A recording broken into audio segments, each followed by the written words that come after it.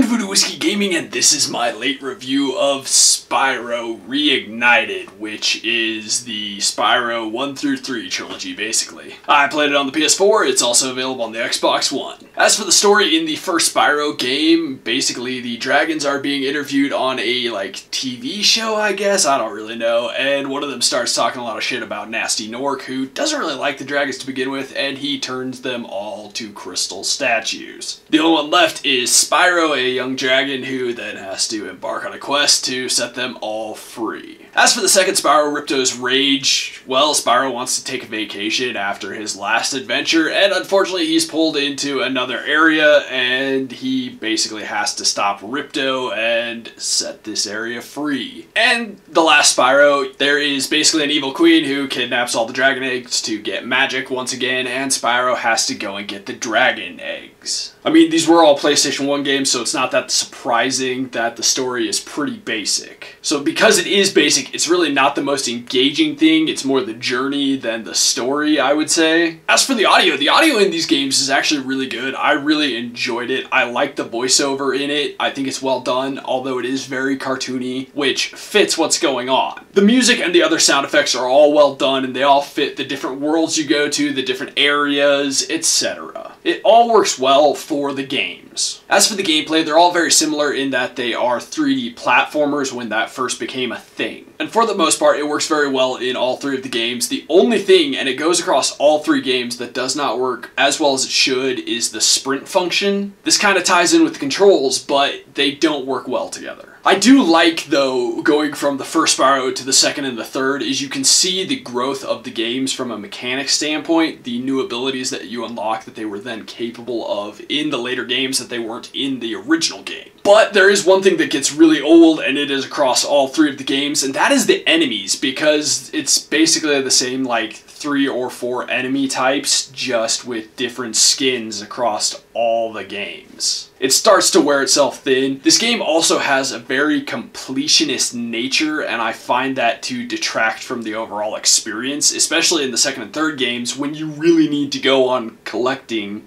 practically everything in the game to actually beat the second game. I didn't beat it, I'm not gonna lie about that, because I didn't want to play in a completionist manner. This was meant to just be something I would go through and have some fun with for a nostalgia kick. Although admittedly back in the day on the original PlayStation, I had only played the original Spyro, so I didn't realize that about the second and third one, and that was honestly hugely disappointing to me when playing these. One thing I need to point out in Spyro 3 Year of the Dragon is that it clearly came out the year after Tony Hawk did, because they put in these skateboarding levels that just add absolutely nothing. Completely unnecessary, complete waste of time. It could also be the fact that I was just kind of tired of all the side questing that you started to have to do in the second game and then it continued in the third game, but either way, it wasn't really needed. And sadly also, Spyro 3 fully encapsulates why people hate water levels, because there are water sections in this game and they just don't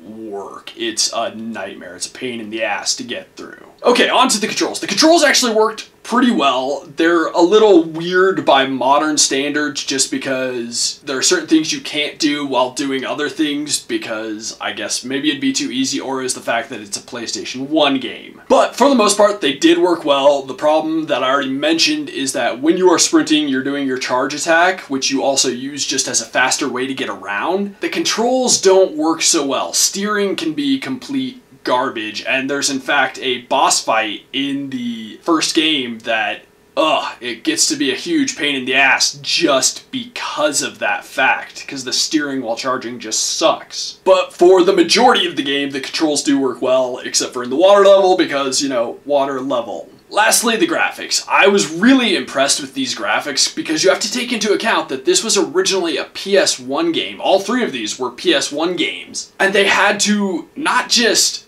update them, they really had to essentially reimagine the visuals entirely, because this is many generations later, and the detail that was available in the PS1, I watched some videos of the old PS1 stuff. It's horrible. So what they had to do to bring that to life on a modern generation of consoles was really impressive and probably a lot of work. So I gotta say, visually, I really enjoyed it. So to wrap this up, as much as I enjoyed the nostalgia trip, I gotta say, I didn't fully love it because the whole completionist thing that they start doing in the second and third games, that's just not my thing. That whole completionist nature, it just ends up taking up way more time than it needs to and isn't really necessary in my opinion. Maybe it was back then because they couldn't do the same things they do now, but that means that it just didn't age that well overall. So I would say rent it or buy it. If you buy it, sell it back once you're done with it. If you really are hardcore into like 100%ing things, then yeah, go for it. But otherwise, it's kinda not a necessary thing. By that I mean it's not necessary to own for an extended period of time. It's not something that I will ever go back to. So that's just kind of where I land on it. Okay, so in the comments below, why don't you tell me if you played the original Spyro the Dragon? And as always, thanks for watching. If you enjoyed the video, please hit that like button. And if you like what I'm doing in general, share, subscribe.